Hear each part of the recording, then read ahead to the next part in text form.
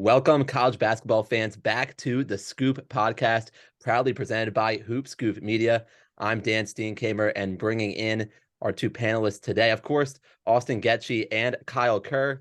Kyle Kerr, if you don't know the name already, he joined us the last episode on the podcast for the coaching grades mega episode, ran through all but one of the coaching hires this cycle, as we have one last coaching hire to take a look at that happened in the time since our last episode. We'll get to that hire in just a minute, but Kyle was there for every step of the way of that episode, and he rejoins us for this newest episode of The Scoop. To come in today's episode, we will have that one last coaching grade, followed by discussions about the recent activity in the transfer portal, a couple big names finalizing their moves to P6 schools. We'll have some overreactions where each of the guys will share overreactions about rosters almost being set across the world of college basketball. And of course, later to come in the show, talk about Kentucky and USA basketball's roster release for the U19 team. But having said all of that, all the teasers out of the way, Kyle, welcome back to the program. Good to see you again. Yeah, of course. Thank you. Yeah, this will be a juicy episode for sure. It all begins with discussing Charlotte, as Charlotte has hired Aaron Fern to be its interim head coach for the 2023-24 season. He had previously been the associate head coach for the 49ers. Interesting timing of a change for Charlotte, but that is the last coaching grade to assess, to hand out here in this episode. Yeah, so I think I'm going to give this one a B. It was a little odd process because they conducted a national search. There were some big-ish names involved. I know Ben McCollum from Northwest Missouri State, Todd Kowalczyk from Toledo were kind of like the main contenders. I think they both turned it down. So Charlotte went the interim route for the season. So I think given the circumstances and given how late this is, I don't really have a problem with it because there's just it's just so much into the offseason, when their better transfers re-entered the portal, Deshaun Jackson. So yeah, so just to eliminate any more shakeup and that stuff, I think it's fine. And if he's good, they can just hire him full time, and then if he's not good, they just conduct a national search with everyone to work with in a full off season. Yeah, so I gave it a B minus just because there was really big candidates involved. Toledo's definitely had the strongest. I really thought they were going to get him, and it would have been really cool to get somebody from such a fast paced team. And Charlotte's notorious for a top 10 slow pace every year, so it would literally just change their entire program if they would have gotten him, but it wasn't meant to be. Charlotte's an improving job, but I wouldn't say it's a good job. They're now in the American. The Americans got a lot of new teams, so I mean it's a decent job, but I see why they turned it down. Both those coaches can definitely get better jobs. But honestly, like you were saying, at this stage of the process, you just need somebody. Most teams have already started workouts and things like that. I'm already practicing, so you just need somebody there. You can't really can't lengthen the process much longer if you're Charlotte. So for that reason, I didn't give it a C. Gave it a nice B minus. Yeah, and I just wanted to touch on something else with the topic. I'm getting honestly really annoyed of when people try to agents try to feed reporters stuff just isn't true, and then they pay them for reporting, just trying to boost up their clients. I saw some Charlotte reporter was hyping up Isaac Brown as a potential candidate for the job.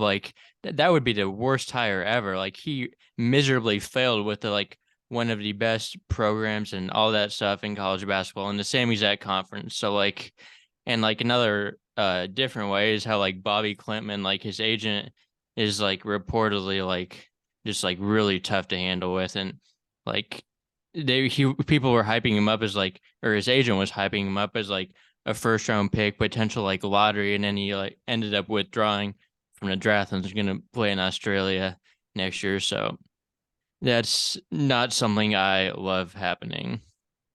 I have one follow-up, though, about the Charlotte hiring, or the interim hiring, is what do we think of an interim head coach label for the entirety of a season? I mean, at least everyone kind of understands what the situation is, but it's just the fact that you're heading into the preseason knowing it's an interim man at the helm. Does that change how you perceive this hire? Um, I don't know. That's a little tough because like with recruiting, you don't really know if he's gonna be there next year, being the interim. But at this late in the process, it might just been the best route to go. Yeah, I feel like they're probably going to turn him into the full-time coach. At least I see that. Even if he does a half decent job, because it's just going to be tough to reel anybody else in, you know. Yeah, of course, for recruits, there's that cloud that hovers over the Charlotte program, and that's going to definitely be a hurdle to overcome. But I definitely feel like they're probably going to just make him the full-time head coach at some point by the end of the year. It puts a cap on the last grade. So Charlotte passes. Charlotte passes with its interim head coach hiring. It gets a good grade. There was a B from each of you. I know one had it was a B minus from you, Kyle, and Yeah. then Just a solid B. also went with the solid B. So there you have it. Phew.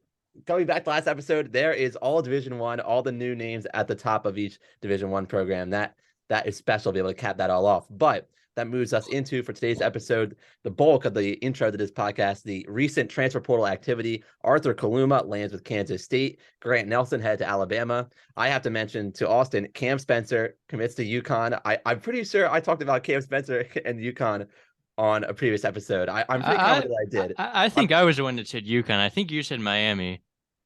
No, there's no way you don't have that backwards, because remember I was saying Rutgers to UConn geographically. That made like decent sense. Like that's definitely something that I put out into the We'll ether. have to go back and play We're the gonna have tape. to. I need to dig up the receipts. That's on me for failing to do that. But without all that further ado, I touched on some of those bigger names. But I mean, Austin, in the time since we've last spoke, what's the biggest takeaways you have from this recent activity in the transfer portal? Yeah, well, one thing is Arthur Kluma to Kansas State. I think this is a great move, both for Kluma and K-State. I know there was some buzz about him going to Kentucky, but when I look at this, I think he went to the place that's best for him outside of like the place that just needs him the most because they just don't have anyone else. And I think like, I mean, I'm not gonna say he's Keontae Johnson, but like he could be like kind of play the Walmart brand Keontae Johnson, like kind of the same role. Like they're different players, but at the same time they're kind of similar. And I think it just adds a lot to a K-State team that was looking a little thin. They don't have as many contributors, and he can absolutely contribute right away.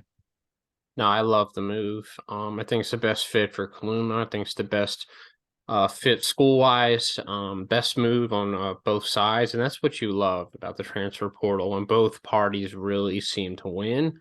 And I feel like it did here. Like I moved K State up a lot because of this move. There's obviously some unsureness and like guys like Cam Carter, whether they'll be able to break out. So they need somebody who can score the basketball. And Kaluma can. Is he the most efficient? No, but I think it's something that Tan can work with. He's a coach who's worked with a lot of firepower, so I feel like he can make it work. And yeah, Keontae had an amazing season with them, so I definitely feel like Kaluma can make a bit of a jump this year and will be really good next to Perry and guys like that. And it gives them another legit scoring option. Yeah, Grant Nelson to Alabama is next on the list, and like I never saw Grant Nelson as like an NBA prospect. Like I know like NBA draft Twitter really liked him because that like highlight video came out, which I don't think that's really putting the full picture of who Grant Nelson is. But I still think he's a great college basketball player. Like Summit plays no defense, which definitely boosted some of his stats a lot, but like he's still like really he moves really well for like a big man. Shooting is still a work in progress, which was a little concerning because at the combine he was basically like just like a pick and pop shooter, which he's not super good. I mean, he has a shot, it's just not like consistently there. But this is still a great pickup for Alabama. They needed bodies in the front court, and he is a body in the front court that can be a very good college basketball player. Probably not an NBA future, maybe not like a first round pick like people thought he'd be, but he's still really talented, really athletic, really skilled. Definitely improves Alabama's outlook. Although he's maybe not the strongest SEC defensive player, which Alabama might struggle if they don't have a good defense. Yeah, so one of my takes is definitely about Alabama. I'm not really sold on them at all. Especially with Grant Nelson, me and Austin have been very critical of him. We've watched Grant Nelson full game form last year, right? And there's some games where I kind of liked him.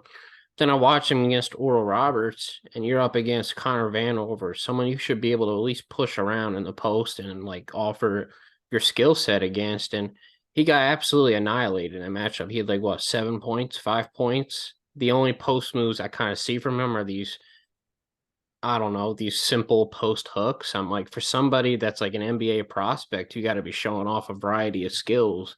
You got to be able to spread the floor. I know he's got kind of a handle, but like you can't really just be a big that can handle the ball in like the SEC and think that's going to work. Like the ball's going to get ripped from him. I just don't think he's going to be able to out mobile SEC bigs. Like they're very mobile, they're very athletic. I don't see it working. Defensively, I definitely don't see it working. Does he make them better? Yeah, I would say so, because they had nobody else in the front court. You have Nick Pringle and Yeah, they like a didn't few have a ton of. freshmen.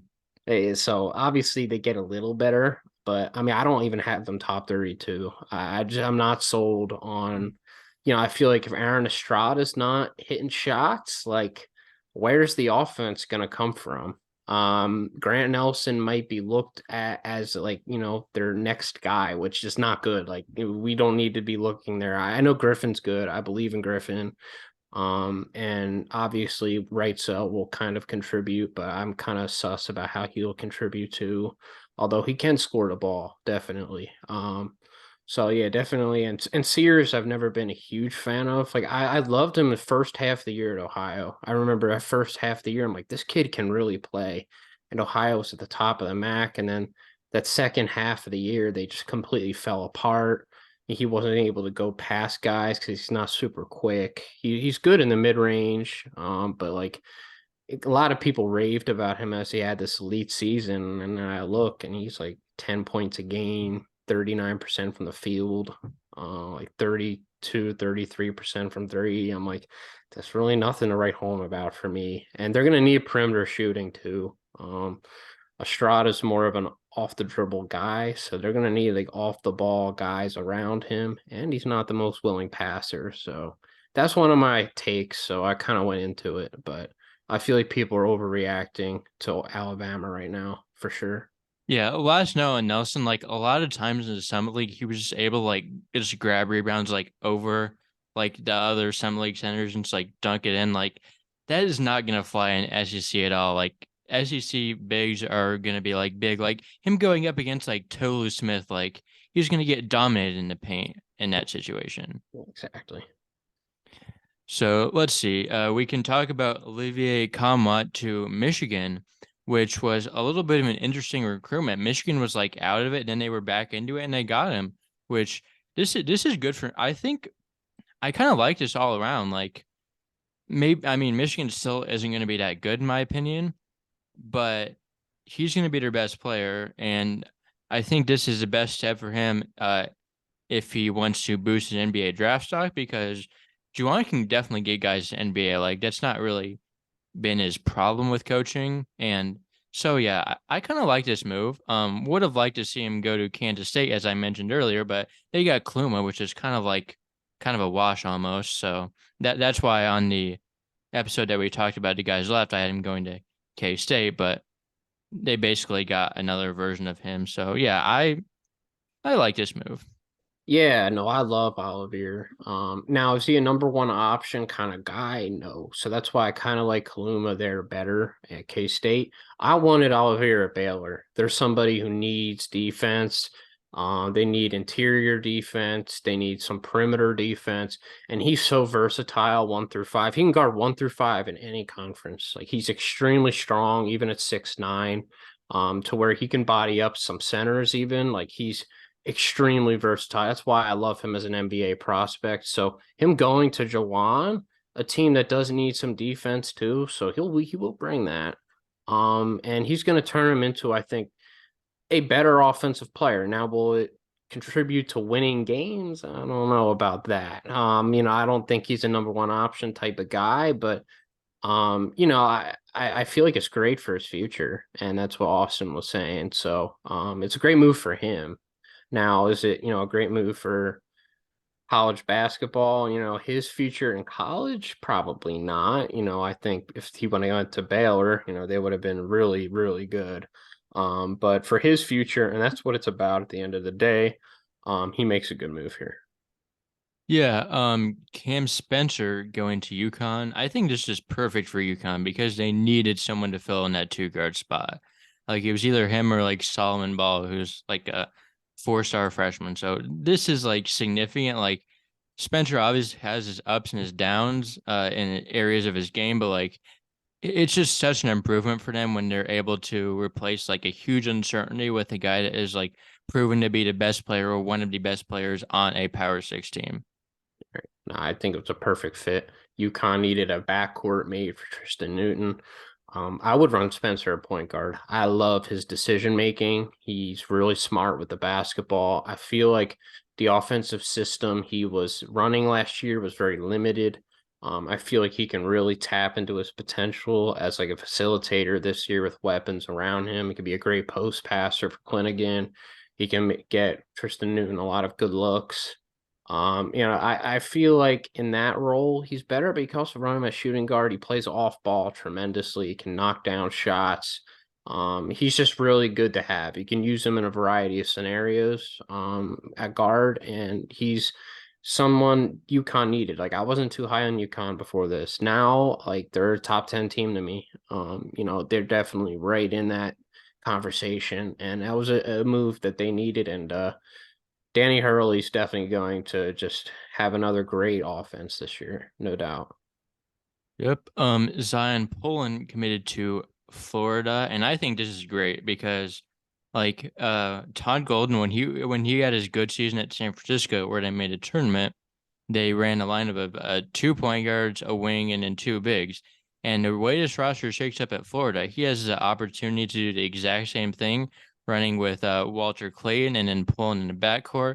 You have Riley Kugel with the wing, and then you can play Tyrese Samuel and Micah Hanglockton in the front court, which I really like how this roster is shaping out. So Poland is a fantastic scorer, can really pass the ball too, really just adds a lot to this Florida team. And they should be like really good this year. 100%. I think it was the perfect pickup. I was, preaching it for a while, and they made it happen. You put that next to Walter Clayton, just two really high IQ guards. Like Poland is not just a scorer; he's very under control. He knows how to navigate in the lane. He doesn't turn the ball over a ton. He's very efficient. Two really high IQ guards that are be willing passers next to Kugel is just going to be fantastic. Plus, you can really move someone like Will Richard to the bench in a 3-and-D role, which is going to be awesome. 6-man. It's going to be really nice. And they can run that, I really feel like going small and going quick in the SEC is going to be good. You want a lot of quickness on the perimeter to get past those taller defenders and things like that. And I like running the two bigs because you got to be able to hold your own on the glass. So running Samuel and Mike would be pretty nice. I'm not going to lie there, especially if you have three wings that can all shoot the ball. You can get away with running two bigs. So I really love how Florida's looking, and they're a top 15 team to me. I really think they're ready to really put people on notice.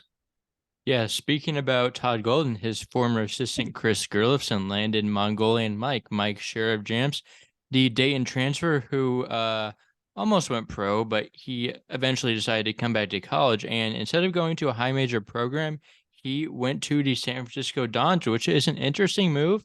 I would have thought he'd been maybe a better fit, some high majors where he can really like show out on a bigger stage. But I think this is still good for him. The Dons definitely have some talent, and um, I also read I think that he chose San Francisco a lot because of the Asian community there, which is a big influence in San Francisco, obviously. So I kind of like this because I was like the biggest San Francisco fan ever in the 21-22 season when Golden was there. So yeah, I genuinely like to see them succeed, and this is a huge pickup. Yeah, no, it makes them a lot better. Definitely caught me a little bit off guard. Another recruit Nebraska loses out on. But no, it makes them a lot better, and they have a lot of.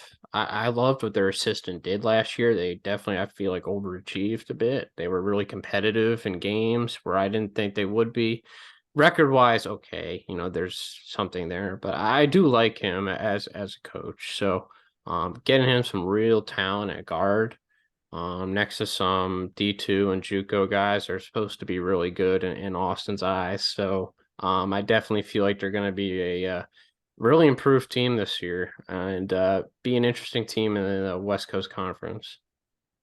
Yeah, these last few transfers don't really have to say much about them. They're not huge names, but just going to roll through them. Cam Woods to NC State definitely adds some more scoring pop out the bench, can pass decently as well. Wilhelm Breidenbach committed to Washington, pretty skilled big, definitely adds some big man depth and strength up there for Washington. Nate Santos, solid bench piece at Pitt. Um, to Dayton, should be in a little bit of a bigger role at Dayton. Solid pickup. And then Julian Rishwain joins Zion Pullen at Florida. He is hypothetically a good shooter. He was terrible shooting the ball this year, but was a really good shooter in that on a 21-22 Don's team. So any quick hits on those four transfers I just mentioned, Kyle? Yeah, just good depth pickups. Especially, I think Nate Santos is pretty interesting at Dayton. I feel like he'll be pretty interesting and whatever. He'll definitely be cut out for a bigger role. I actually liked Cam Woods a lot at NC State. You get another guard who can really score the ball off the bench, gets you a little bit of a scoring punch to help replace Terquavion Smith. So I like that move for them. NC State's had a pretty solid portal season. Like they've picked up a lot of guys. A lot of people think that we should talk about them more. I don't think they hit on every transfer get, but they definitely bought in a lot of guys, and they definitely didn't lose a ton, from last year. They're definitely making a good effort to try and be as good as last year, which I commend. I commend that they're not, just throwing in the white flag after they lose their highly touted guard. So they've done a good job. So I feel like a lot of those pickups are solid depth pieces, which will be pretty important. So. Yeah, and for the teams out there that didn't get any of these guys, have been a few decent names go into the portal in the last week. Most notable one is probably Jordan Brown for Louisiana. Former five-star recruit, was really dominant at Louisiana. Also, obviously started at Nevada and then went to Arizona, where he was Pac-12 Six-Man of the Year. Basically, any team that needs a big will want him. I haven't really heard of really list for him yet. I know there was some concern that he might not be eligible. Would have thought he would have graduated after 5 years. I think he's been in college, but Well, he's a graduate transfer. He's listed as a graduate transfer, Austin. okay. I just saw like someone tweet that there were some eligibility concerns, but I didn't think there would be. So I guess we'll just see how that situation plays out. But yeah, Paul Mulcahy also entered the portal. There's been a wide range of teams for him. Not really going to bring that list up. It's kind of been everywhere, but anyone that needs a point guard will want him. He's a very solid point guard piece, has good size for the position. And Willens Levesque, anyone who doesn't get Jordan Brown will probably want him. He's not amazing, but he started in the A10. He started in SEC last year, so I think he's a solid piece that will probably end up going high major. That wouldn't have gone high major if he would have entered in the thick of the portal season. So he's playing his cards right if he wants to get money and some playing time in a good place. That's for sure. Yeah, especially for some guys that know their stock isn't the highest, holding out is quite smart. And now that teams that are desperate for centers, Mizzou, they'll definitely be reaching out to Williams Levesque and guys like that. And any center they can get their hands on, because there's still teams without centers out there, like definitely, which is surprising with all the centers that were in the portal this year. And there's still teams that are slacking off. So, and I love Jordan Brown. I think he's a program changer type player. Like he will completely even change a Power Five program. I think he's been a Power Five player for years. He's got so many post moves. I mean, he's got one of the biggest post bags I've seen out of a mid-major player for damn sure. And he's extremely strong. He plays defense. So whoever gets him, I mean, I thought maybe Arkansas, but I haven't heard anything since he's I been with think Muss. that he might have That's burned a bridge with Muss when he didn't like Muss didn't play him at all at that's Nevada. true. That's true. They don't. Players don't forget those things. Trust me. So I have no idea where he goes. Honestly, anyone's guess is a good one at this point. So I'm excited to see where he goes for sure. Yep. All right, Dan, you want to lead us into the overreactions? It'd be my pleasure. Yeah, this is the headliner of the episode. I'd say there was much planning by both sides here of this virtual debate desk. Austin and Kyle each come to the table with. We'll be hearing several overreactions. They may be overreactions, or that's up for debate. They might be just hot takes or just strong convictions about the landscape of college basketball as we see it, with rosters almost set across the country. So Austin and Kyle, do we need to flip a coin or something? Who's going to get first dibs on this? We did hear a bit from Kyle about, he was speaking about Alabama. He has a take on the Crimson Tide, it sure sounds like. But how are we going to settle the square? Who's going to be up first? I went first, so basically, I think Austin should go. All right, well, I'll go to my first take, and my first one is that Xavier will be contending for the Big East regular season championship. And I feel like a lot of people aren't really taking them into account how good they might actually be. And part of the reason for this is that a lot of the top teams in the Big East kind of dropped a little bit over the NBA draft stuff. Like UConn was like supposed to be really good. Now I'm not super high on them compared to others. Marquette was like arguably number one. They're still up there, but losing Omax is definitely a big hit. Um, yeah, and I think they're right in that mix with the transfers they brought in.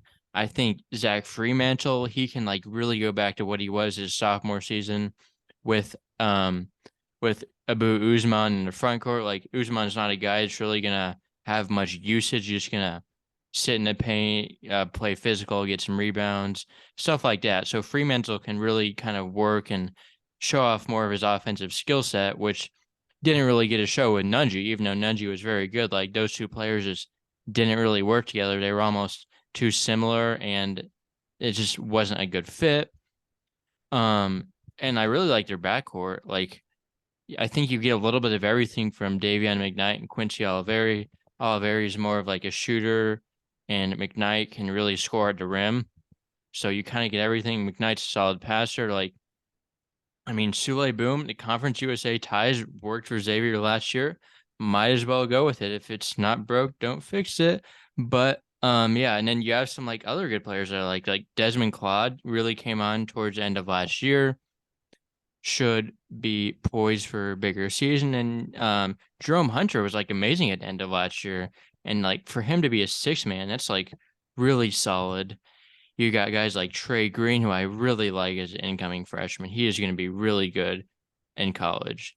And you also got some other like highly ranked recruits, and like Cam Krabs, the guy who I like last year. So really, I just like the Xavier team overall. And like, I don't think they're that far out from like contending, or I'm not going to say they're going to win the Big East, but I think they'll be like right there. Like, I think this definitely could be a top 15 team nationally, even though they've lost a lot from last season. I think they reloaded, and Sean Miller has been a very good coach, and I think the Xavier team is like really good. I agree. We've both been really big on them. He had an elite transfer class, definitely like top 5 in the country for a while for me. Getting great Conference USA guards are going to translate. I can confidently say that it's one of the best mid-major conferences. Quincy is a guy I love. Davion plays good defense too. Like they'll be better defensively in the backcourt than they were last year. And that was an issue for them, for sure, just their defense. And Abu Usman would be a good rim protector as well. So they got better down low on defense, and they got better on the perimeter on defense. That's a huge thing, let alone, their depth now is really damn good. Plus, you got great shot creating guards on the perimeter. I mean, they're a contender for the Big East title. People should not be sleeping on them. Yeah, and you mentioned how they got better on defense. Like the defensive concerns are what limited their ceiling last year. Yeah. And if those are not completely gone necessarily, but fixed to an extent, that definitely makes them a little bit more contending team this year, in my opinion. But the offensive firepower they have, they just need to improve a little bit defensively, and I think they've done that. So, I guess I'll go to mine. Let's stay in the Big East. I think St. John's is a top 25 team with the addition of Simeon Wilcher. I just think that their bench needed a little bit of a boost, and they got one. He's from Russell Catholic, which is in New Jersey. It's a great high school. Yeah, I don't know much about him, admittedly, but he was committed to North Carolina. He's a big time prospect. And you get to bring that off the bench, and they already have an amazing starting five. And plus, you can get him off the bench there, and they're getting better depth wise as well. So I really feel like you got Jordan Dingle. I don't know if Dennis is his waiver yet. It's kind of looking like he does. I don't know. So he'd be their point guard. They got RJ Luis, the small forward. Then you got Joel Soriano at the 5, and at the 4, I'm kind of blanking right now. They could go with Probably Glenn Taylor. They don't really have a true 4 because like him and Luis are both 3s that like can play the 4, but like they're not true 4s. Hey, you know what else? I'll say this. Simeon could definitely grow into that role. From what I know, he's pretty big too. So yeah, I think he's kind of in the same boat, maybe like a 2-3. Yeah. Okay. So I mean, they could play RJ Luis at a 4. I mean, Soriano's just so big inside that like, yeah, I mean, you only really need one like big guy, and you can play 4 perimeter. I agree. Zuby Ejiofor is good, but he's more of like a true 5, and I don't know if him and Soriano together is going to be amazing. There's multiple ways you can do this, but either way you look at it, St. John's is going to be very good this season. And plus, I mean, you have good defense. I think they're going to be pretty good with Soriano down there. RJ Luis is a good defender. And obviously the guard spot, you're a little sus defensively. But with the firepower they'll have offensively, plus you have Rick Pitino, I think that's a top 25 team to me. Yeah, I agree. So I'll just go into right into my second overreaction, hot take, whatever you want to call it. Moving to the Big 12. We talked about K-State earlier, but I'm going to talk about one of their players, and my take is that Tyler Perry will be an All-American this year. And I mean, I don't know like how controversial that really is. Like it sounds a little odd, like just talking about it at first, but like he was really good at North Texas. Like I don't think people realize how good he was. Like he was second in the country in win shares behind Edey, obviously. So like he's super effective. Like I don't think it's really like a downgrade going from Marquise Noel to him. Like obviously different players. Like Noel is definitely more of a passer. But Perry definitely brings. I think Perry's way more efficient. Way more efficient. Plays defense a little bit more. Yes. So overall, I think it's like not a downgrade. Yeah, like Perry had a 63.5 true shooting percentage. So like he's efficient. Like he can really shoot, and like some of his stats don't like jump out to you because he played on North Texas. Like North Texas played. I don't know if they were the slowest. They might have been the slowest tempo in the country. I'll actually check the internet right here because 2 years ago they definitely were. This year I actually don't think so. And Perry's the only reason they weren't. Let's see. They were the slowest team in the country. They were down there as well last year, but yeah, they were 363rd in the country in tempo, which is the last. So yeah, like he averaged like 17, 18 points per game. Like you play like a faster pace, and suddenly that's like 22, 23, 24. Like he can really play, and like yeah, like and he's gonna be the guy for K-State. Like and then like that also combined with like how good Tang is. Like Tang turned like Noel into an All-American. Like Noel was always a little good, but like he wasn't like that good before he got coached by Tang. And like Perry right now is significantly better than Noel was like looked at heading into last season. So I think this is just the perfect fit. Like he's really going to have his opportunity to lead a team. And I think they're going to be pretty good again because I'm just super high on Perry. I'm super high on Tang. Klum addition is nice, but I love Tyler Perry. So that's why I think he will be a member of the All American team this year. Yeah, no, I mean, you just got to look at his usage rate at North Texas was just insane. I mean, every shot down the stretch he would take, every shot in the fourth quarter was coming out of his hands. Like, it was insane. And the fact that he would still get them to be a winning ball club is just insane, you know, because he's one guy. And he's like 5'10. But he's got amazing shot creating skills. He's incredible on defense for his size. Like, I'm really, really scared to see what he turns into with Jerome Tang. It's just gonna be so fun to see. All right. I'll go to my next one. I think we'll have a whole Kentucky segment, so I'm gonna save mine. um, I'm gonna say people are saying that Indiana is like this elite, and you know this happens every year because it's Indiana and their fan base. They get hyped every year. They're a top 32 team with their moves for elite talent. Oh, I mean they are talented, but I don't think they're elite college basketball players. So when you talk about someone like Khalil Ware, motor is the first thing that anyone really thinks of.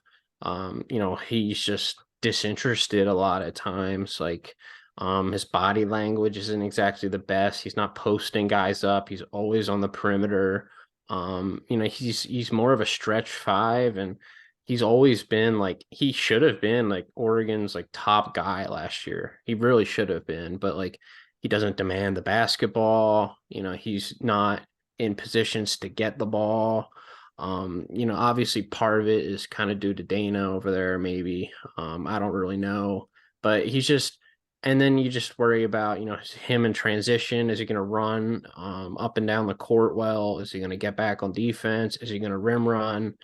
And I don't know. People are just hyping it because he was this insane talent. And I don't think Mike Woodson is exactly the guy to fix an elite talent. Like, Mike Woodson's track record as a coach is very deep, and it's not one that I love. He's had an insane talent there with a guy like Trace Jackson Davis, who's, we were talking about it the other day, a generational college basketball player. You lose that, and you know his will to win, which is something that I don't think Clell really possesses. But obviously, it's not just Clell Ware I have an issue with. It's also their backcourt. Xavier Johnson's a good player, no doubt. He's definitely grown throughout his career as a player. You know, even at Pitt, he was pretty solid too. But both sides of the ball, he's good. But he's not really a guy who's going to give you 15 a game consistently. You know, he's a distributor. He's trying to get his teammates involved. He is definitely more of a pure point guard. And then at the two guard, you got a guy like Trey Galloway, who's again a good player, but like he's not a guy who's going to create his own shot. He's someone who plays off of other guys. Yeah, Trey Galloway just kind of is what he is. Right. He's fine, but for Indiana to be good, I think Gabe Cupps needs to really emerge this year. I think he needs to grow into a big role, which I think he can do. It's just, does Mike Woodson trust him? Does he want to elevate an underclassman into such a big role right away? Because Gabe Cupps is a shot creator. At all three levels. He's actually very athletic, which a lot of people don't know. He's a good finisher, great shooter. You know, he brings an element of shot creation that I think even Xavier Johnson doesn't bring. Like off the dribble, he's really dynamic. Xavier Johnson's, he can get to the basket. In terms of like creating his own mid range, creating his own 3-point shot, he's got to be wide open. Like, so that's just something they definitely lack there too. They have good depth, but they also do have like front court issues. Like, I don't know how Mackenzie McBacco or Khalil Ware is going to work with each other. And then you got Malik Renault too, who's a good player. Yeah, the fit there is kind of sus. So like, I'm not buying Indiana at all. I'd probably have them 6 through 9 in the Big Ten. Like, there's some Big Ten teams that I don't entirely hate. Like Illinois has gotten a lot better. You know, I wasn't entirely sold on Illinois for a while, but they've definitely gotten better recently. You know, you bring back Coleman Hawkins, that's big. You bring back Terrence Shannon Jr., that's big. And the Maryland's going to be pretty good. You bring back Jameer Young, who's top 3 point guard at the very minimum in the Big Ten. So I just don't think they're over any of those teams. And yeah. Yeah, I agree with that. Like Indiana, like they're just such a wild card team. Like Galloway is like the one piece that's like steady almost because you kind of know what you're gonna get from him. But like X-Ray is like he's a good player, but he can be really out of control at times. Like you mentioned how he's like not gonna give you like 15 night. Well, sometimes he thinks he can just do that. So that's a possible issue. Mubako, like I know there's been like some people love him, some people hate him. Like who knows which one we're gonna get, but it's still kind of up in the air. Renew is like I don't know if I really love him as much as like some people do, and then Ware's just the ultimate wild card. Like if Ware's like good, he could like he has like all American ceiling, but he could also be like do like nothing. So there's just so many ways this Indiana team can go.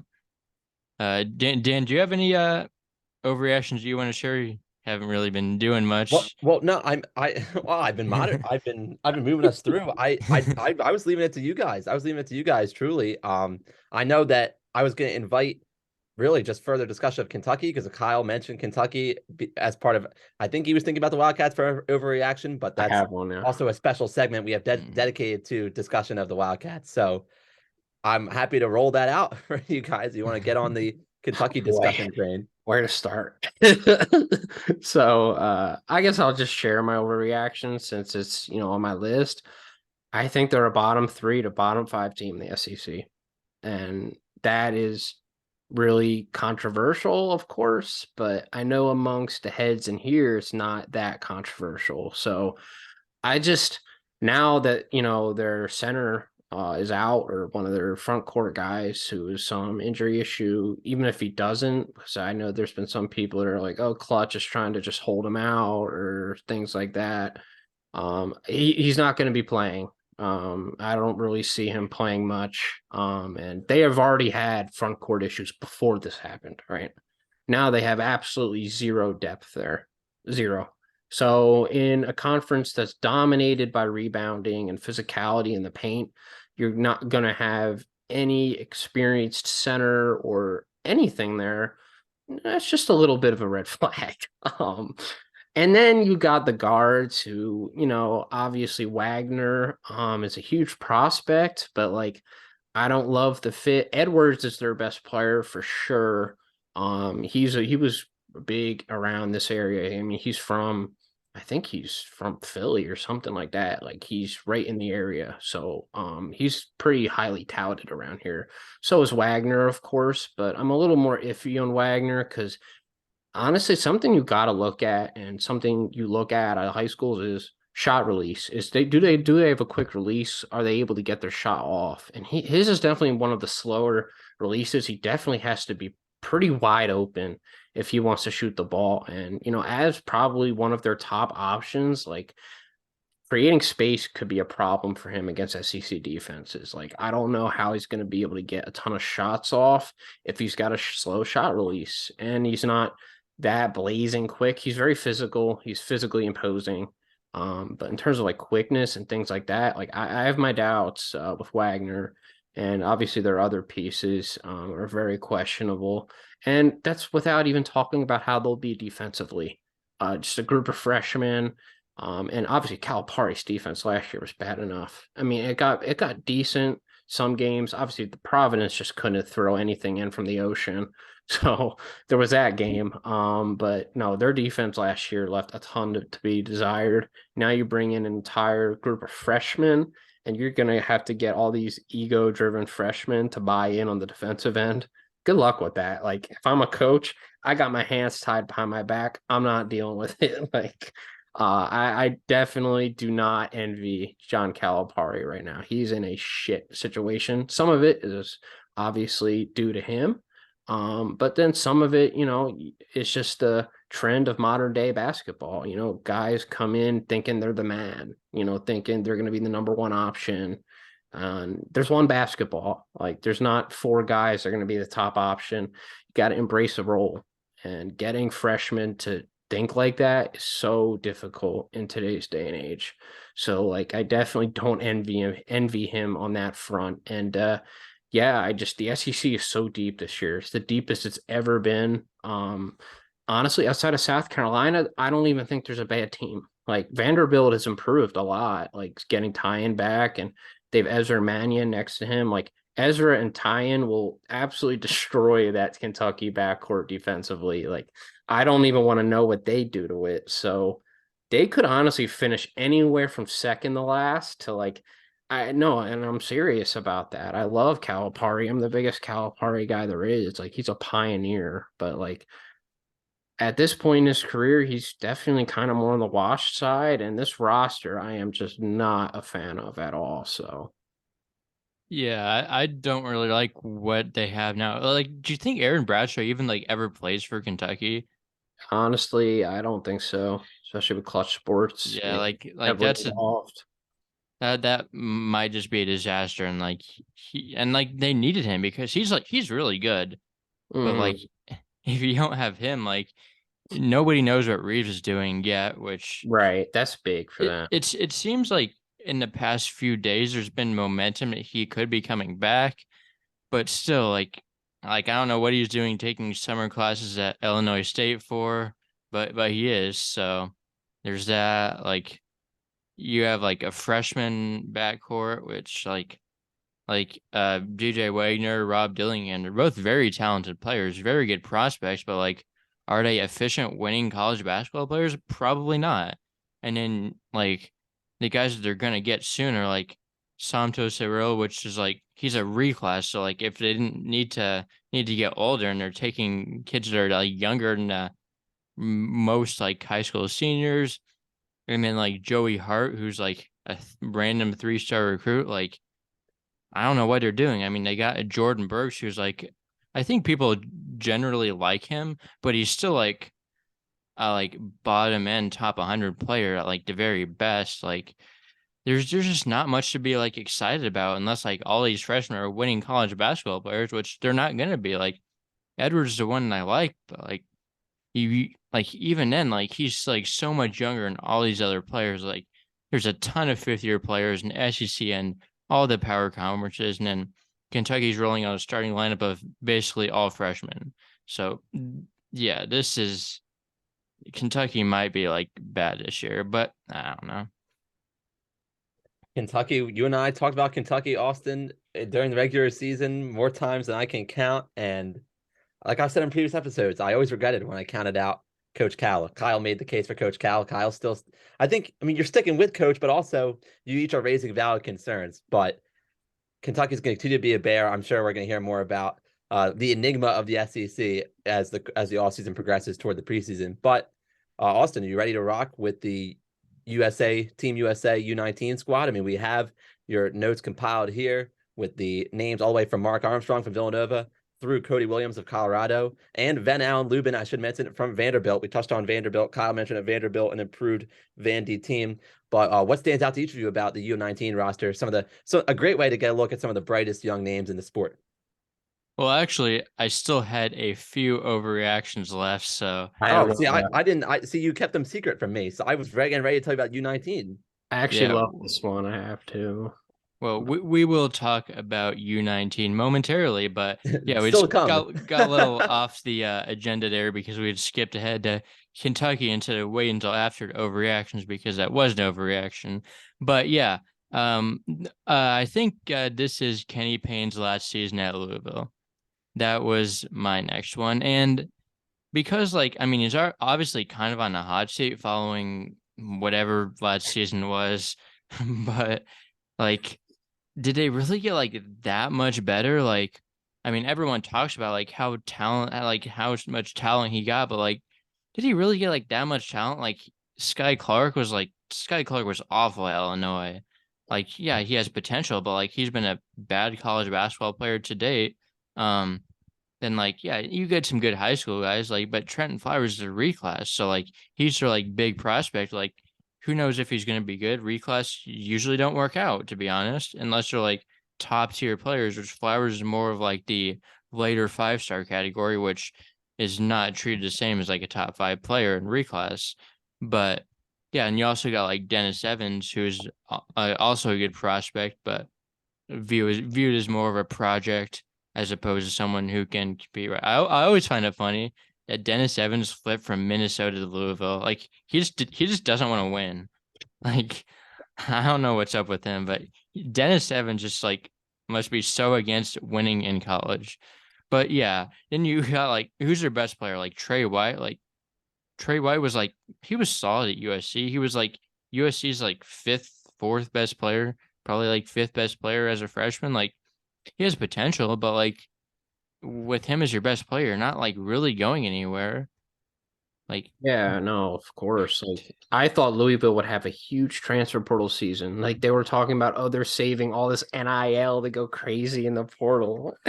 He end up with like Trey White as their best player. When they lost out on Davion McKnight, I knew things were bad. Like they were a lock for him. Everyone thought that. before he even entered the portal. Like the fact that they missed out on him is I mean, I Yeah. can't blame them. I really can't because they're a losing franchise right now.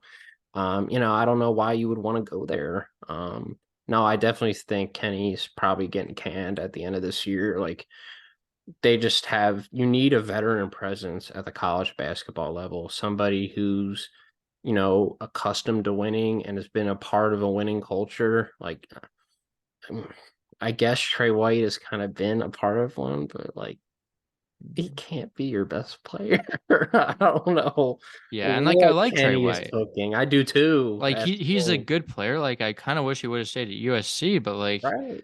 or Logjam he in could have there. like gone to like Alabama. I know they were recruiting him. Like should have just gone there. He could have been like their starting four, even though he's more like a three. Like he's like a small ball four. And it But probably would have yeah, liked the fit better with Trey White there than Grant Nelson almost. So yeah. I mean he plays they're defense. Like different they are. They are. players, but yeah, like they're probably going to end up being worse than Notre Dame, even though on paper they have Oh, they are. significantly more talent. Um. Oh, actually, no. I think about it. I don't know. We But have to like, we have to see that crap off ourselves, man. Oh my but like Shrewsbury's a good coach. Like he's not God. gonna, like he's gonna raise the floor, and Kenny Payne just lowers the floor and sinks to the floor. So Collapses the floor. yeah, Yeah, that's going to be something to behold. The bottom of the ACC this year is going to be something, that's for sure. Is it bottomless?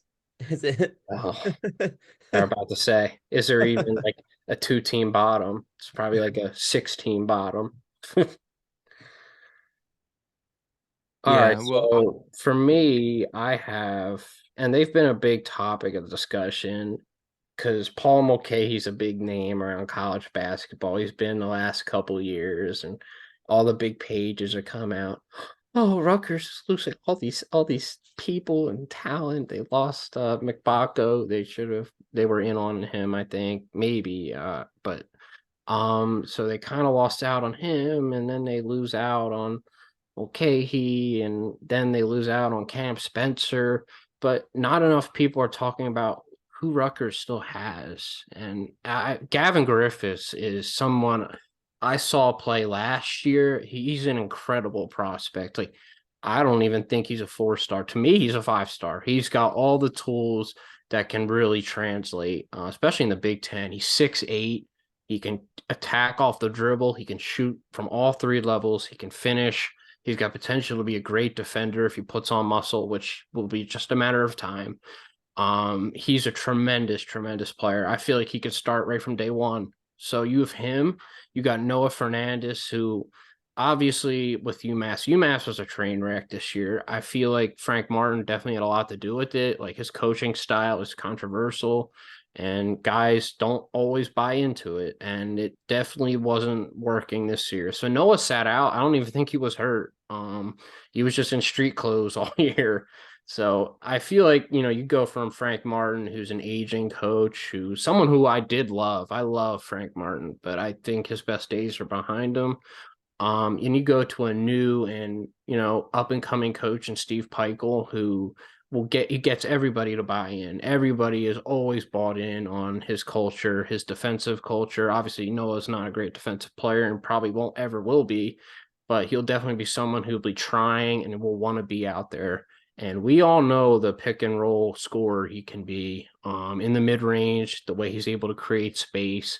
Him and Cliff will be a special pick and roll this year. Coming off Cliff Omaruri's screens is going to be really, really something to behold.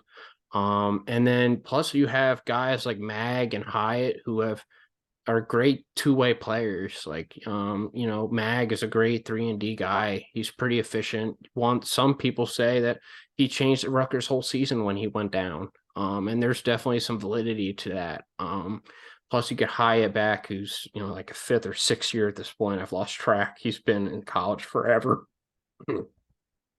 And then you have who I love maybe the most, and I was at this game. We were up 20-25 on Rutgers at halftime. I thought this game was over. Rutgers plays down how slow they play, but then Derek Simpson answered the call, and everyone else was not doing anything. Caleb McConnell, Paul Mulcahy were not playing well at all. So this freshman's like, you know what? I'm just going to take things into my own hands, and was just so aggressive. He was insane defensively. He was attacking the rim. He was hitting mid-range, contested shots off the dribble. He is a special, special player. I feel like he's Geo Baker, but with defense. Like, he's got an insane ceiling. You put him next to Noah. We'll see how that fit works, but it's got a ton of potential. Derek can be the defensive guy. Noah can be more of the floor general. Derek can play off guard too, off ball, as well. So he's a good shooter. You got Griffiths, who could play like the 3. You got Mag, who could play the 4 or Hyatt. And then you got Cliff at the 5. You got a couple solid depth pieces there, whoever doesn't start. I think they're still a very good team. I don't think they're a loser in the transfer portal, that's for sure. Especially you want to see what the losers of the transfer portal really are right now. But we can go into that. Like, they're definitely not a loser. They, obviously losing Cam Spencer sucks, but they have 2 really capable floor generals and, guys that definitely need playing time. I kind of want to see what Noah can do in a full-time role back in Power 5 play, or in Power 5 play. I don't think he's ever been Power 5. And then Derek Simpson in a feature role.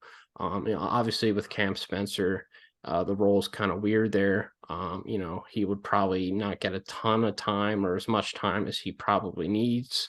So getting him and putting him in a feature role is going to be really special. And I believe in Peichel to, elevate that team this year to be better than what people think. And the next year is their just insane year. They could be like top 10. Like, they're going to be insane next year. So. Yeah, well, I'm not sure if I'm fully there on Rutgers like being that good this year, but I think a lot of your points were valid. Like, I'm a big fan of Simpson. I'm a big fan of Griffiths. I don't know. I think the portal losses are still going to hurt a little. Like, losing them this late, like especially Spencer, because he was really good last year. I'm not sure I'm fully agree with him being okay, but like I said, I kind of agree with your player assessments. It might hurt them that Meg will probably still be out to start the season, but he should come back eventually. So. Yeah, especially the Big Ten this year, there's the mid-tier teams, which I definitely feel like they can hang with. Yeah. So. Yeah. So I'll just run through my next take really quick because we already kind of mentioned that. And this is like, it's just like nobody in SEC is going to be like awful, and there could be double-digit tournament teams, which we already like basically talked about this, but like even South Carolina, like they're clearly the worst team in my opinion, but like that they got significantly better. Like, they added Miles Studi, who was a little up and down, but he's still an upgrade from who they had. They got BJ Mack, who's really good. And then like Gigi Jackson was like bad. Like, I think they're better off without him. Like, his on-off numbers were like concerning. Like, it's definitely kind of a good thing that they got. He's obviously a tremendous talent, but like he was not at all a winning player at the college level. He was very far from it. So I think like under like a new foundation where they actually have some time to build, like they can be a solid team in time. Still won't be that this year. but they can build to that. Like, and then you look at who was at the bottom last year. Besides South Carolina, you had like LSU really revamped their roster this portal season, and they should be like a bubble team or contending for the tournament. You have Ole Miss completely revamped their roster with Chris Beard and completely revamped their coach, which is arguably bigger than revamping their roster. And we have Florida, who struggled at times last year. They will be very good, as we talked about earlier. So yeah, like you talked about Vanderbilt, like they might be the second worst team in the league, and they're not even bad. Like Lubin could be like really good. Like the guards are good. Like any team like besides like South Carolina has a shot at a tournament. I'm not sure if I'm there with Georgia, but like they definitely got better and have some intriguing pieces for sure. So like SEC is very good this year. Maybe not like super top heavy, but like they're super deep. Like so I'm not in there on like the top teams. Like I don't think Arkansas is really as good as some people are saying. Obviously, like Kentucky's down, Alabama I don't love, but like these are all still tournament teams. Of course. And Maybe any not team, Kentucky, but yeah, yeah. we'll see about Kentucky. Uh, But this could be another 9-16 year. I agree. No, I definitely think 10 to even 12 bids is a possibility. You can look at Yeah. anything in that range, and like you wouldn't be entirely surprised going through these rosters that we've gone through because they're all good. I mean, I probably even overlooking South Carolina a little bit. Like I forgot they had BJ Mack completely. And then they have Josh Gray down there still, who's a good center. A lot of teams and a lot of people I've talked to definitely like him down there. So maybe they do get better with Gigi. Without him, I mean, then you still have Michi as well. So he's an up and Got coming Talon player as Cooper as well. well. Oh yeah, I love Talon Cooper. Getting him out of shoot, I think South Carolina is an upgrade over Minnesota even. So Yeah, he's another guy who just doesn't like to win. Like all these yeah. players leaving Minnesota are just going to like Wasn't he at DePaul? no, he was at Minnesota Yeah, because before he where was went he at? from Morehead Morehead State. State. That's right. Yes. He was a winner there. Yeah. But no, yeah, I definitely feel like the SEC is just incredibly deep, and if Kentucky doesn't want to try and doesn't want to get along, they could find themselves in a scary, scary spot. So, The SEC is old too, mhm. which really does not help Kentucky. No. Do you have any more of your overreactions left? So I will Nope, head that's all. to my last one, which is I know you probably share the same belief on this one that New Mexico will win the Mountain West. Like this team is like stacked. Forget the Mountain West. Like Jalen House and Jamal Mashburn, like Jr. That is one of the best backcourts in the country. Like regardless of conference, regardless of anything, like they're both super good. Bringing both of them back, they kind of retooled their front court with additions like Nelly Jr. Joseph, Mustafa Amzil, Isaac Mushila. You got Jamarl Baker on the wing. You got 2 4-stars. You got a breakout player in Donovan Dent, who I'm really not sure where his opportunity to break out is, but he's still an amazing prospect that like I really like to have some good years in the future. So yeah, like this team is like probably the most talented team in Mountain West. Like and like Richard Pitino, like jury's still kind of out on like how good he really is, but he's not a bad coach. Like he's not a bad coach. Like he probably shouldn't have been fired in Minnesota looking back at it. And maybe that's more just a side effect of Ben Johnson, but like this team is like looking really good. And like combined with like another reason is like San Diego State is not looking like amazing like they were Yeah, last I'm year. not sold on them. Like they'll still be like top Of 25 course, ish. Like yeah. San Diego State just has such a high floor, but I'm not sure if their ceiling is like anywhere close to what it was last year. So Of course, yeah. That's and honestly, UNLV will be right there as well. I feel like UNLV is a team that has improved a lot. But anyway, back to New Mexico take. Talent wise, they're just off the charts. Their ceiling is so high. Obviously, I kind of expected them to take a little more of a leap last year, especially with how they started the season. They kind of fooled us. Some people want to say they were never good, which is just false. They beat St. Mary's at St. Mary's, which is a huge feat. when at San Diego State, and at San Diego State, and they played really well in non-con. And then what kind of happened was they went back to their defensive issues from the year previous, and they really needed to take care of that. And I feel like they did. You get a guy from a really defensive oriented team in Fresno State. They are all about defense over there, and he's a 6-year senior. So Jamarl Baker is about as experienced as you'll get, and he's been a defensive guy his whole career. So definitely bringing him in will extremely help the defense, because I think House is a great defender, of course, but Mashburn exerts a ton offensively, so he doesn't play a ton of defense. So to get a guy like Baker to help out Mashburn defensively will be great. And then you get a guy like Nelly Jr. Joseph, who is an elite rim protector at any level, in my opinion. The skills that he brings, he's a really disciplined defender as well. He stays out of foul trouble. He's a smart player. And he's a very talented guy who I think can take even a bit of a leap offensively, with the proper touches in the pick and roll with Jalen House and Mashburn. They'll definitely look for him for sure. Yeah, I mean, like Udeze was really good last year, and I still don't think he's really that talented. Right. I don't know if Nelly is going to be like the player that he was like when you take everything into Touch-wise, effect. yeah. But I think he definitely has a more offensive skill. Nelly Yeah. Jr. Joseph does.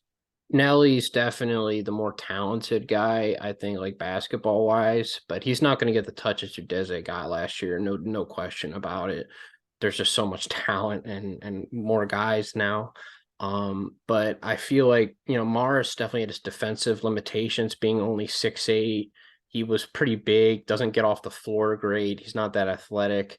Nelly is much more athletic, definitely. He's lankier. That's where they can definitely get better there. And then Alec wasn't great defensively at all. He definitely got targeted a lot in those pick and rolls. With like San Diego State, they would just attack him down low. So I feel like they're going to be tougher to push around down there this year. And then you obviously go into their depth. You got Donovan Dent, who's everything I love in a point guard. Like, he's a score first guy. He's going to be aggressive. He's going to look to score the basketball, and then he's going to develop as a passer too with all this talent around him. So, and then they got better shooting. I definitely feel like Javante Johnson and guys like that were very upgradable, and they definitely upgraded from them. So, what's not there to like, and especially with San Diego State losing a guy like Matt Bradley, it's definitely something people are overlooking.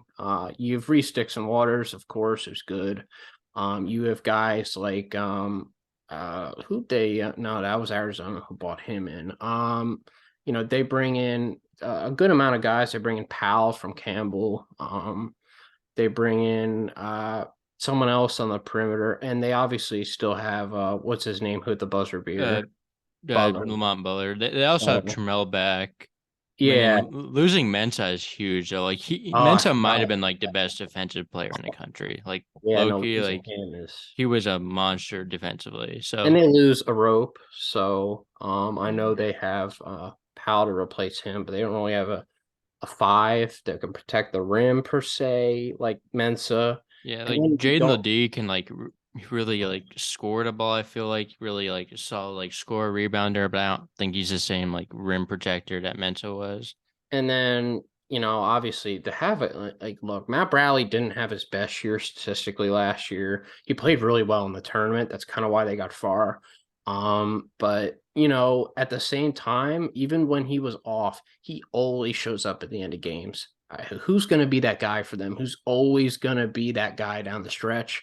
Trammell on and off, really inconsistent last year.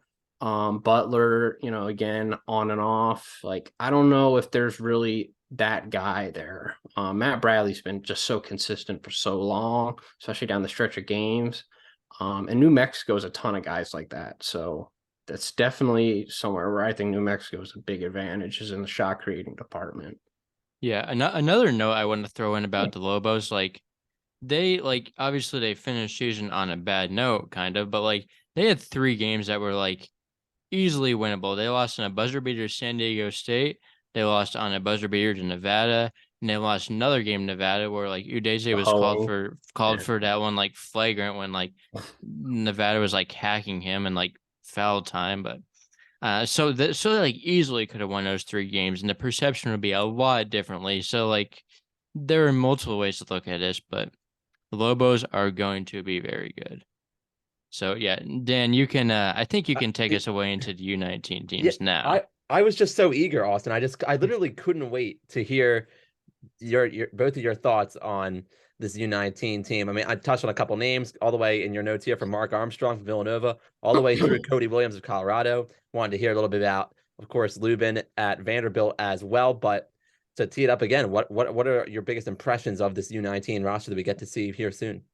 Yeah, well, the final 12 came out today. It was cut down to from 14. They had a whole training camp of players, but I highlighted 5 players that I'm like really interested in looking to see and kind of like looking to see how good they are. And those 5 players are, one is Mark Armstrong, because I want to see like is he really that good? Like he was a little up and down like at Villanova, like the potential is clearly there, but let's face it, he wasn't really that good of a player all around that season. If Villanova is good this year, they will need him to be really good.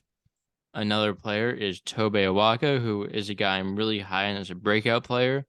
I think he can really step in the limelight for Tennessee. I think he is really a breakout player I'm looking for. So, and I just want to see if he's like actually that good. So that's a player that I have my eye on. Miles Colvin is another player that I'm really interested to see, because if he's like really good, he could slot into for Purdue and get rid of Ethan Morton, who has no offensive game. He can play some defense, but like if depending on how good Colvin is, like this could really change the outlook of this Purdue team and the weapons they have around Edie.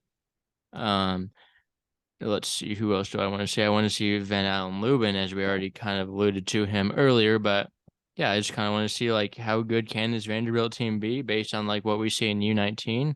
I think he can really be another breakout player, per se. And then the last player that I am kind of looking for is Cody Williams, because I think he controls Colorado's ceiling. Like if he is like really good, like Colorado will be really good as well. Like Colorado obviously has like a lot of good pieces, but I think he's kind of the biggest wild card and kind of will determine like how good they really are.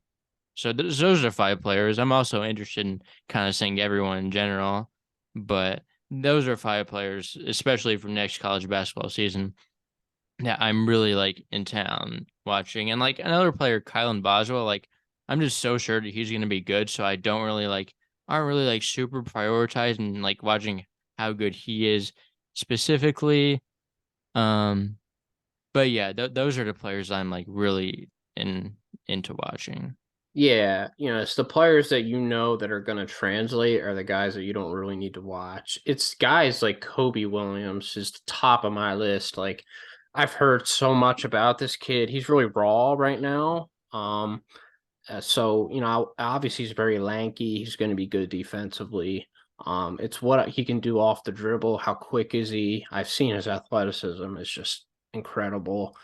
Can he shoot the ball from all 3 levels? Like Colorado right now is like a top 25 team to most people, top 28. Like if you're not being nice. But I feel like they could be an entirely new level if he breaks out. Like you just add another dimension to their offense and defense if he really breaks out. Because I mean, you already have KJ Simpson. You already have guys like Tristan Da Silva down low. Lampkin, I think, going to be better under Tad this year, and be a lot better than he was last year. Be the player that we knew 2 years ago. And then you guys got like guys like Julian Hammond, who I love. Definitely an underrated guard for them, but he can just take them to entirely new heights if he breaks out, and they could be like a dangerous Sweet 16 team if they get really good production from him, which I think he will, guys. I feel like he has all the tools to be that. You might not see it right away in non-con, but like by the time conference play comes around, I think he'll be more comfortable, definitely. So he's at the top of my list. Mark Armstrong, of course, a player that I watched a lot of. Wasn't great last year. Definitely can improve shooting the basketball, but he's got a really good looking shot. Like he's got a really fluid form, quick release. I feel like it's only a matter of time before he knocks down more looks. Yeah, obviously I want to see better decision making for sure. Turnovers definitely a problem as for most freshmen who, control the ball as much as he did. Definitely be looking for a big year from him, and I think we'll get one too. He's definitely a player who's really capable of breaking out. Guys like Kylan Boswell have watched a little bit of, I just know he'll be great. So I don't need to see a ton from him. Van Allen Lubin for sure. Definitely want to see how he's going to develop for Vandy. Stackhouse isn't a guy that's known for, getting a ton out of breaking out big. So Liam Robbins had a career season this year. I kind of think Stackhouse is like a really good like developer. He's just like For kind of bigs, for sometimes. bigs. Yeah, He's a guard Rob, developer. Robbins. Yeah, yeah, yeah. So He just doesn't have the talent a lot of times though. Like I think he's a good coach.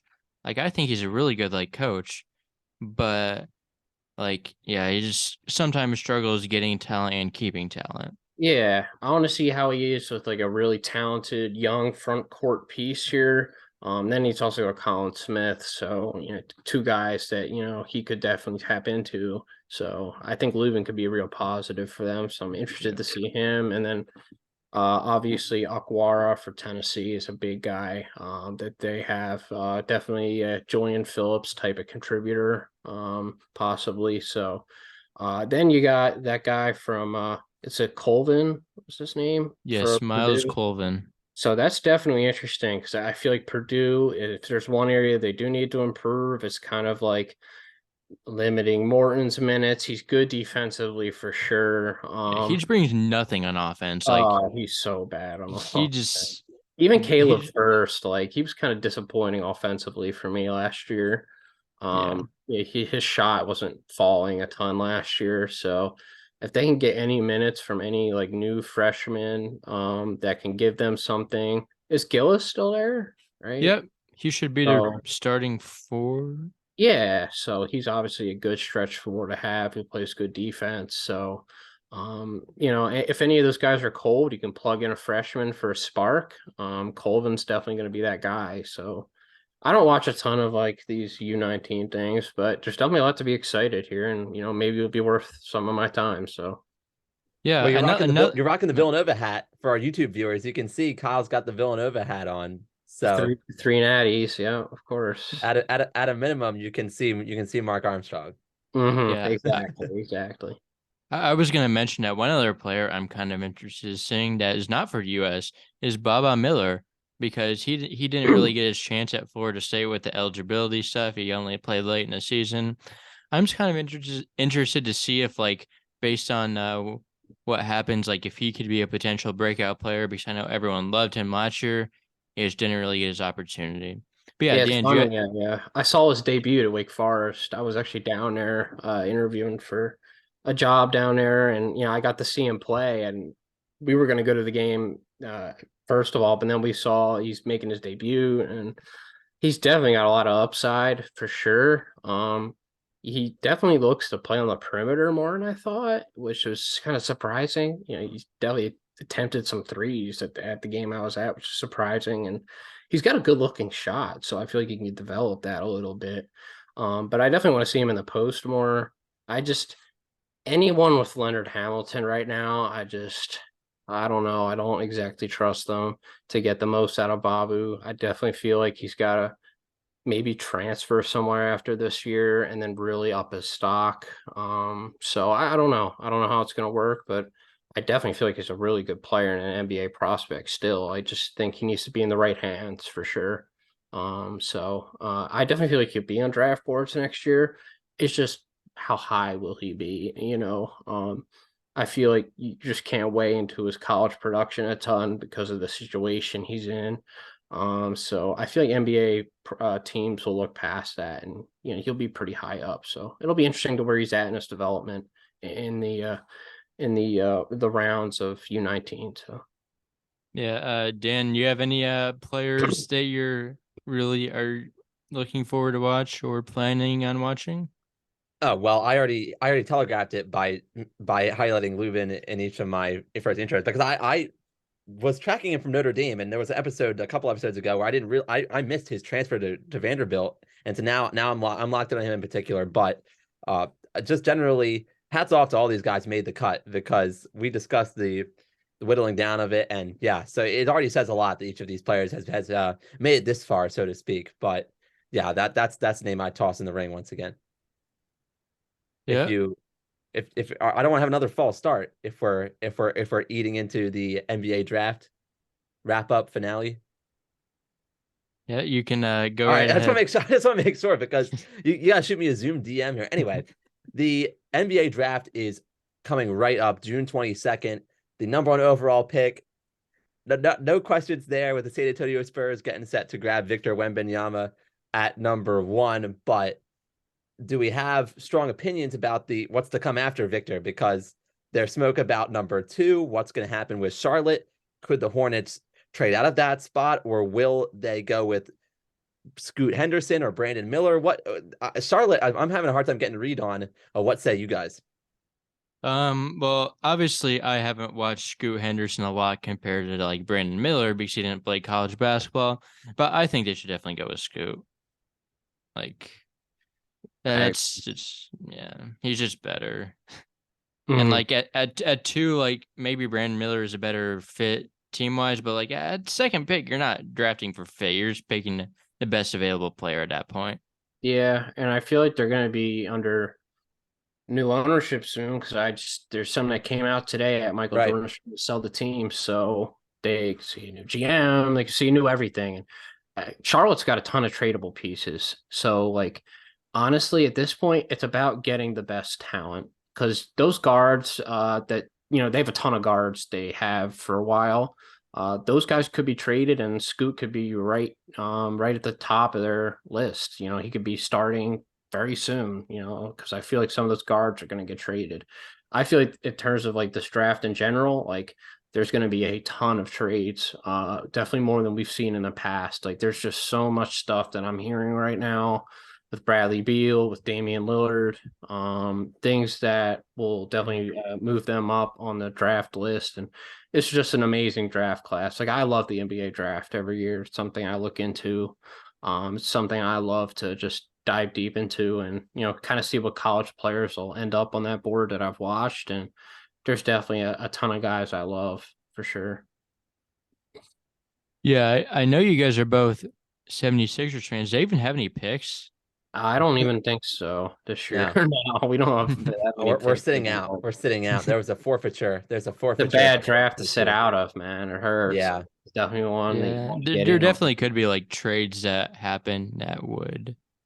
And Well, so don't get us started, because Kyle and we're going to start. Well, I'm mourning a little bit the report that we're not going after Bradley Beal. I say we as a Sixers community, but I kind of want Beal too. yeah. Been really big on him. Like I feel like he's an off-ball fit. We need off-ball shooting so badly. He came into the league as an off-ball guy from Florida.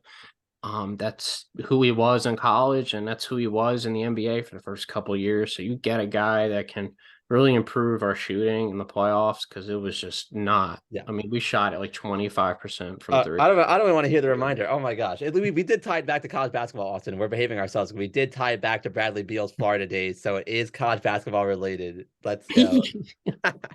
Yeah, I saw it the other day in your Snapchat story. You posted a flashback from those. You went to a few 76ers team. What was your record when you went to? What was the 76ers record when you went to a game? So that memory the flashback I posted was from the 2021 playoffs. And I went to a game with my buddies in DC, Wizards Sixers, that the Sixers dropped. The Sixers could have swept, and they lost that game in DC. I was there, 0-1. I start 0-1. I was in Atlanta for a week in early summer in 2021. So went to Hawks versus Sixers, and I forget which game number it was, but also saw a comeback Hawks win there. So that's 0-2. And then I fell to 0-3 when the Sixers lost at home in the very next game that I flew back up from Atlanta to Philadelphia to catch. So it was 0-3, Austin, to make me rehash that 0-3. Yeah. So yeah, it was a miserable. I mean, fun games to attend. It's a first world problem for sure. I'm glad I got to go to the games. Don't get me wrong, but the outcomes were, oh gosh. Yeah, no, I went to game 7 in that Hawks series. Haven't been to a playoff game since. So. See, and that's exactly the vibe I get from most fans I talk to. But anyhow, that's a separate podcast. But that's like the can of worms, Austin, right there. Yeah, well, obviously, as I mentioned, you don't have any picks. Is there any like undrafted guys you like, maybe to like pick up like sneakily? I got one. Tavion Kinsey, easily. I feel like he's falling off of draft boards right now, which I get. It's a deep class. Definitely Demoy Hodge is another one, like from Mizzou. He had a great year this year. He overachieved any expectations I had for him from the Horizon League. He's someone who I feel like can translate right away. I mean, he's a tremendous shooter from all three levels. He's quick. His defense is a little bit not there, of course, but he's got good size too. Like, definitely, if there's a team that wants to just stash him in the G League for a little bit, see how he does. Maybe he gets a call up off the bench and it's a good two guard for somebody's bench. Obviously, a bad team, but he could definitely carve out a role for himself. Kinsey's got all the physical gifts. Obviously, he's developing as a 3-point shooter, but he's great from the mid range. He's great finishing around the rim. He's a pretty solid passer too. So, and he's a great defender. So Kinsey's got a lot of the gifts. So those are two guys that I feel like they're going to end up undrafted that teams definitely need to take a look at. For me, I don't know if Mike Miles fell out of the draft with his combine performance, but I think he should be one of the first calls. Like if he winds up not going in the second round, he should be one of the first calls. Austin, you talk about winning players all the time. He's a winner, okay, and he's got a good. It's just a good makeup. And when he was healthy, TCU was such a different team. So Mike Miles, he still has plenty good. I'm not predicting he goes undrafted, but that's just it may be a guy who's like started to slip a bit just due to the results during the draft process. Oh, I have one more. I can't believe I forgot him. I gotta, you know what? Get to the jersey collection here. If you're watching this on YouTube, you're seeing Kyle. It's right by his side too. He didn't have to go far for it. I got the Kent State. I need Sincere Carry, man. There you go. Someone's got to take a chance on Sincere Carry. Turn me up. So good defensively. Obviously he let me down big in the tournament. But I know that's not the player that he is. He's a great defender. He's a great passer. He's so dynamic off the dribble. Like I remember I saw something he's a Drew Holiday type player. Obviously, he's not going to probably be as good as Drew Holiday, of course, but he's got the skill set that's so similar to him. And he's an experienced guy. He played 4 or 5 years in college. Like he's somebody that can translate to a team and be in a G League team. He's going to obviously play well with a G League team. And I feel like, he could definitely get a call up, because he's going to be, what you're getting out of Sincere Carry, 100%. He's efficient. He's great from all three levels. He can finish. He can defend. I fell in love with him at the college level. And I feel like he's going to be somebody that gets one of those undrafted calls.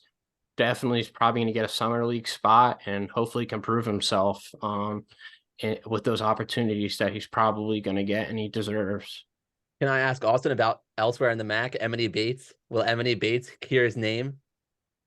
No, I don't know. That's a good question. I could identify him as an undrafted name too, but I doubt Bates. For me, I doubt Bates goes undrafted because of the pedigree and his size, the way he scores at his size.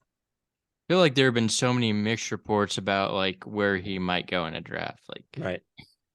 Yeah, he seems to be pretty humble about it, honestly, which is surprising to me. He's in the past, he's kind of been somewhat of a cancer, but he's like just saying if he hears his name called, he's not going to let that team down. And hey, it's something that I want to hear out of Amani Bates. Maybe he's turning a page and just kind of seeing like what it takes to even be drafted is a huge accomplishment, period. It doesn't matter where you go. Especially seeing guys like Jokic and Giannis, right. Like it don't matter where you go. If you get an opportunity, just make sure you don't let that team down. And and you're speaking as a Sixers fan, Kyle. I know we don't even have to say it. It's just that unspoken. Right, of course, Maxey. But that's not the name that's not who I'm subtweeting. But of course, yeah. Yeah, well, one under the radar guy I definitely like is Jabari Rice. Like, I mean, obviously his ceiling is limited, but like, I definitely see him being like a solid like rotational like bench piece. Like he was like so good at Texas. Like he's just a winning, effective player like that. And like That shot I faking basketball. yeah, absolutely. So I think he'll find a place somewhere, like, and I think he'll get some minutes somewhere in the NBA. Like he's just such an impactful winning player, can really shoot, can pass. I think, Killing it yeah. recently. Yeah. Mhm. Doesn't I mean, surprise and me he at might be all. an older prospect too, but he played a Yeah. number of years. Like, how many years did he finish up with total? Wait, was he? He was probably in college for 5 years Yeah, but at that's not the worst least. thing in the world either. Like that, the Heat just built a roster of guys who, there are a number of guys on that Heat team who stayed in school. It can work out. Yeah, the Yeah. NBA is trending more towards that direction now. Yeah, well, on that Heat team, yeah, like Gabe Vincent wasn't even like that good at UC Santa Barbara. Like he was like just like a solid player there. So yeah. Max Strus started at D2. I mean, Duncan Robinson started at D3. Like there are some hoopers everywhere. Of course. Don't matter what level. Yeah. Well, I would think that's about the podcast. Any additional thoughts? Don't miss the draft, June 22nd. Austin, you got to become a draft junkie like Mr. Kerr too. Yeah, I'm telling you. Especially the But good years of the draft. I know next year's not going to be that right, fun. right. Well, So, Kyle won't let you down. He'll let you know when the good draft's coming up. of Some Todd course. McShay on the hardwood. Yeah. Well, I hope you enjoyed listening to our overreactions, our U19 team analysis, our transfer analysis, and our short little NBA draft talk. I mean, I'm definitely not an NBA guy by any means, but definitely like looking at a lot of these prospects and where they will go. So, yeah, that is a podcast.